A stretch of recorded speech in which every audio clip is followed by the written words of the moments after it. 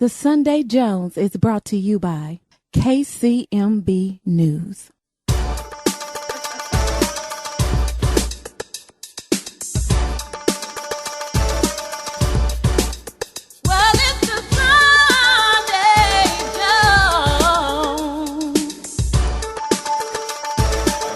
England and my good old buddy Johnny Cartstone is from back in the day. How you doing, Mark? I'm doing good, guys. How is everybody there? What up, Mark, baby? It's Adam Blue, bitch. I'm sorry, man. We've been talking you up, man. We've been talking about you a little bit, just a little bit about the recent interview, which was awesome, by the way. What I really respect about you most of all is the way the media just, when they do interviews like that, and then when they did the Smashing Machine, etc., and when they did the recent interview, they kind of paint you as a tragic story, but you're always like a stand-up guy, you're always like, every time it doesn't matter, like that's why everybody loves you so much, because you stand up, man, your head's up and you're positive, I appreciate that, and that's just kind of interesting. They had Josh Gross, who wrote the article. He's been doing this for.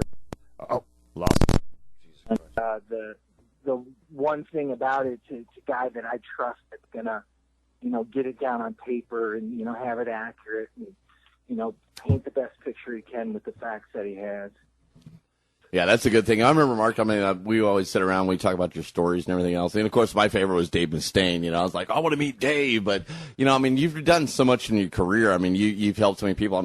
I still get mail at my, at the dealership and, from people for you, how you changed their lives and everything. And, you really have touched people in a lot of ways because you're a pioneer in your field. If you could really do it all over, what would you do different? Would you do anything different? I think I really, the one thing that probably bothers me most looking back on it is just the fact that, I should have been active all the way to where, once I retired in 2004 and I put the brakes on, and then I thought that I could come back 2 years later, that was probably my biggest mistake. I left, I think, at least one or two true championship runs on the table. Where I could have, hooked up with the new owners of the UFC and really tried to make a run for a heavyweight championship. That's probably one of the regrets. Yeah, I remember back in, watching you fight like Igor and all those guys, over in Pride. Because, you were a refined athlete, but they were just, they weren't really tuned to your care. Because like when you're in Brazil down there fighting, how many fights did you do a day? Oh, my gosh, man. It was, when I first started it was about as barbaric as you can imagine. It had, oh gosh, man, it had 3 fights in one night. There were these 8-man tournaments where, you wore no gloves and the rules were limited, really limited to, just don't bite him. Basically the rule. Well, I'm out then. Yeah, exactly. Johnny's kind of orally fixated.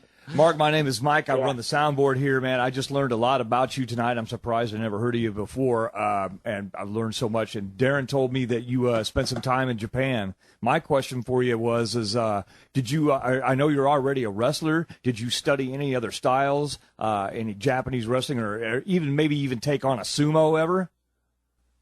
Yeah. Other than just for a charity, sumo. Some of those guys. There's a guy that fought in one of the events that I did for Pride. His name's Emmanuel Yarborough. And anybody that's watching I'm writing that Pride down. Or even the UFC is seeing it. And the guy was, well, put it this way: they had to buy.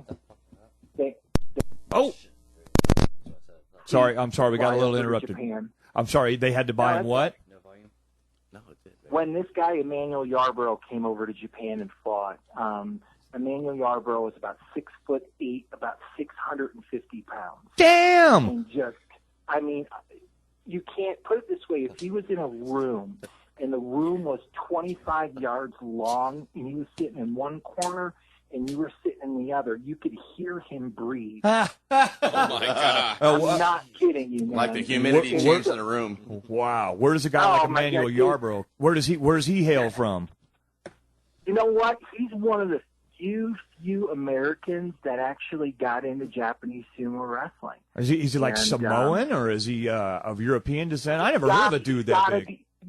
Oh, yeah. He had some kind of Samoan in him. He had some kind of Polynesian, something in him that he was a freak of nature. And, they bought him 2 tickets to ride over there, and he ended up fighting one night against a guy that was about 190 pounds. And just because Emmanuel was so big, he's used to the sumo bull rush charges. Right. He couldn't do much with the guy and ended up losing. But, other than just watching that kind of event and doing some sumo wrestling, the one thing that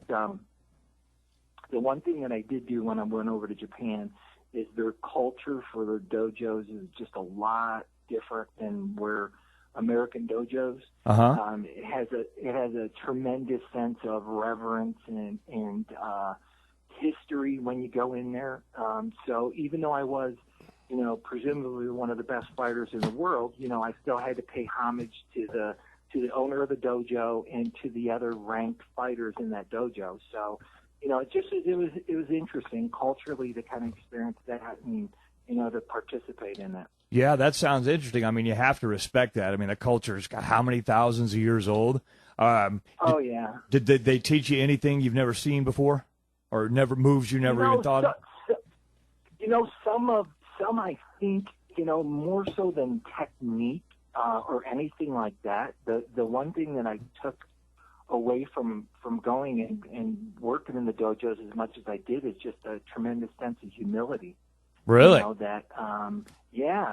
It's one of those where, other than technique, they had a really, really creative fighter, a guy named Sakuraba, and you could not learn the techniques that he did because what he did was so organic and so original and everything and so untraditional. But, training in the Takata dojo with him and stuff like that, the one thing definitely I learned was just a broader sense of humility. All right. So I bet that guy's style was unique and probably very effective. Oh, it was incredible. I mean, if you pulled up footage of Sakuraba, he had one fight where he fought Hoist Gracie, and Hoist Gracie. Oh, I know that name. Yeah, most everybody does, and they fought for 4 15-minute rounds. Oh my God, that's an eternity. 15-minute. Oh, you got to watch it. I think you have to watch it in like 3 or 4 parts on YouTube. Sakuraba versus Hoist Gracie. Great. And you got to watch it because it's one where if your jaw doesn't drop at least 10 times, you're not watching. You're not a fight. Yeah, you're not a fight fan. I'm totally looking that up. I'm absolutely going to look that up. Well, he just did stuff that was just so original and just so off the hook, and he could see angles and moves and holds and strikes and punches from just different angles than most anybody else. It was incredible. Let me guess, incredible fighter to watch. Let me guess, he doesn't teach that to anybody either, does he? It's proprietary. No. He sells it. It's like kind of the American comparison is watching like Barry Sanders run a football. Okay. Like Barry Sanders couldn't teach that stuff to anybody, man. That was a gift from God. Right. Right. I mean, a lot of people, Mark. Mark, will say that you've had a gift from God because, you were literally a pioneer of this sport. And then, there's so many people. I mean, I get stuff all the time for people, from Syracuse, in your wrestling days and, when you're doing the Olympics. And, I mean, you've done so much in your life. Quit sucking his balls. Yeah.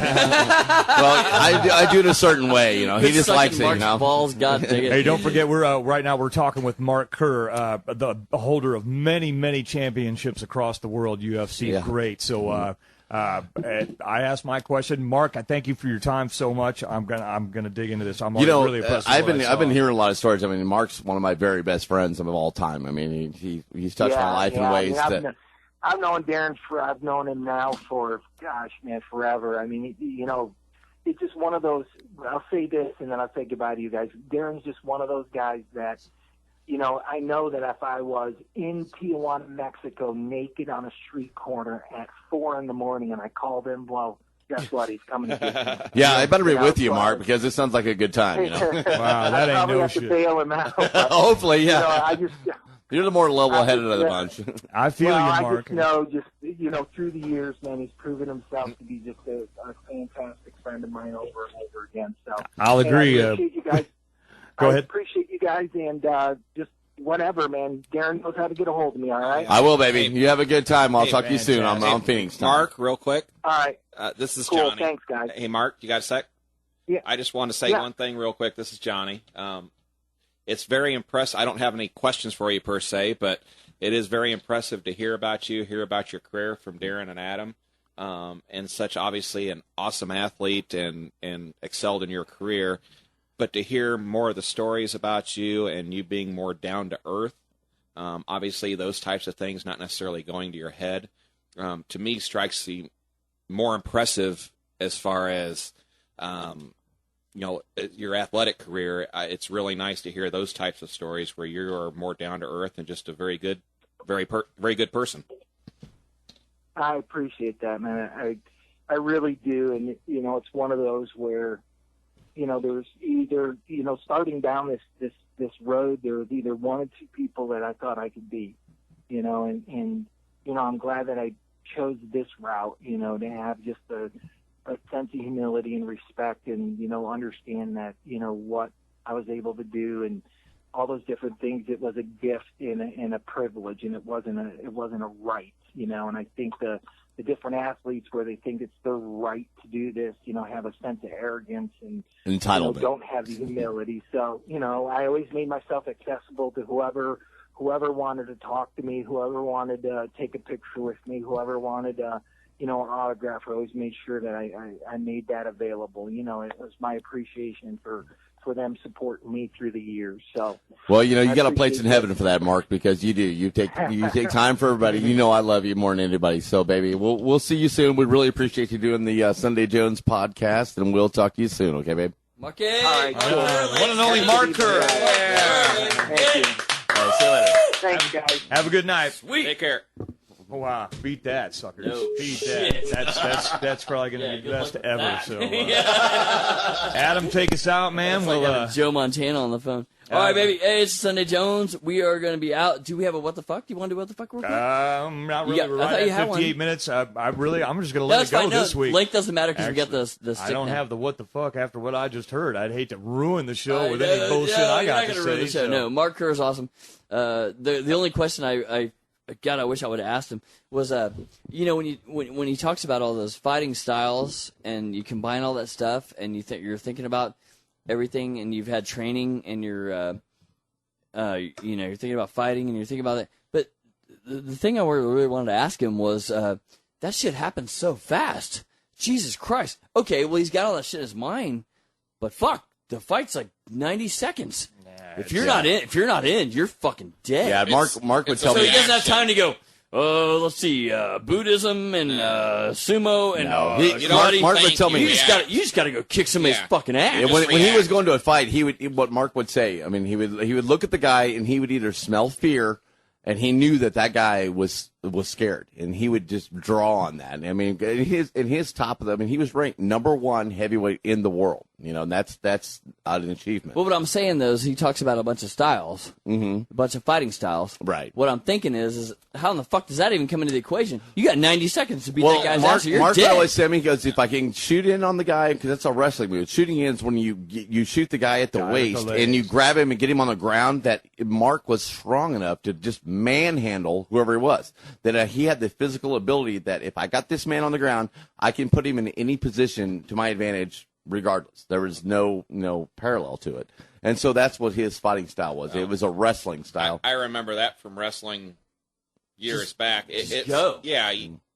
Once you're in the situation, you don't think, you just do. Yeah, that's You- supposed to you be realize what's going on. that's supposed to be what all the training is about. That My you fault. train and do it over and over and over again. Right. It becomes muscle It's his memory. response, And yeah. you just okay, time to go. Ah! Yeah. It's on. I know, yeah, that's what I said. 'Cause he Muscle was talking memory, about all the training. styles, but shit, you got 90 seconds of fucking all the And styles. that's why you throw train. away. I think You train all day, every day, Kill every the way guy. you can, and it just happens. Boom. It's like jacking off. You don't think about it. You just do it. Oh, I think about you, baby. Only that one time. It's going to be one of the finest Sunday Jones I've ever recorded, man. Fresh blood in the house, and extra fresh blood. Mark Kerr, damn, that was cool. That was biggest really celebrity we will ever have on this show. I guarantee it. Unless we get Joe Montana or something. Yeah, I can make a call. Well, these crazy knuckleheads are probably going to be up to way no good unless somebody's got to go to work. Maybe he does. I know I do. No W word. Oh, fantastic. This is going to be a fantastic It's a Fest. stupid Friday. I should have left the GoPro over here. But don't turn it on till the chicks show up. Because the battery won't last that long. They always say there's going to be chicks, but there never are. For Mikey, that's me. And Johnny, that's you. Yo. And Adam, that's you. And the one and only Darren Dice, who's relieved himself from the room, and probably of his bowels. He's back. And Mark Kerr. And Mark Kerr. This has been the Sunday Jones, a special Wednesday edition. We called it Sunday Extra. Extra. So I think I just got out of work for Sunday. I don't got to do this now. Fried chicken. Fried chicken. And waffles. Fried chicken.